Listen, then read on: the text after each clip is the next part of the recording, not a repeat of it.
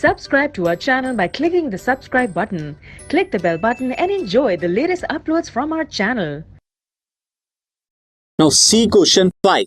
Question is, do the equations 3x plus 6y is equal to 2 and 6x plus 12y is equal to 4 represent a pair of consistent lines.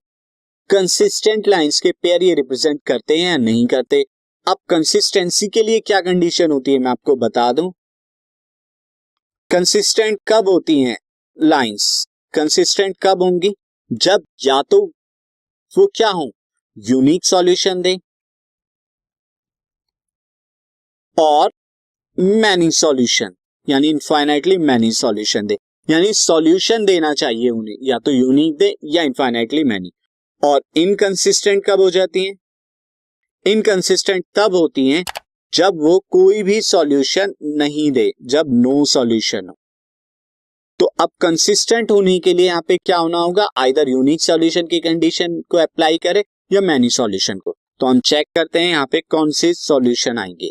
तो equation आ 3x plus 6y is equal to 2 और उसके बाद है 6x plus 12y is equal to 4. ये आपको दिया हुआ है.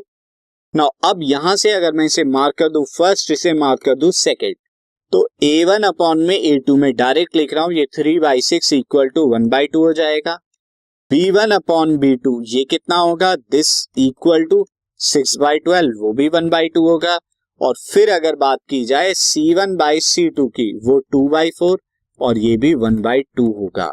तो सिंस a1/a2 रेशियो जो है वो b1/b2 रेशियो के इक्वल है c1/c2 रेशियो के. सो इक्वेशन क्या है, इनफाइनाइटली मैनी सॉल्यूशन की कंडीशन को सेटिस्फाई कर रही है. So equation is consistent. Consistent ये क्या होगी, कंसिस्टेंट होगी.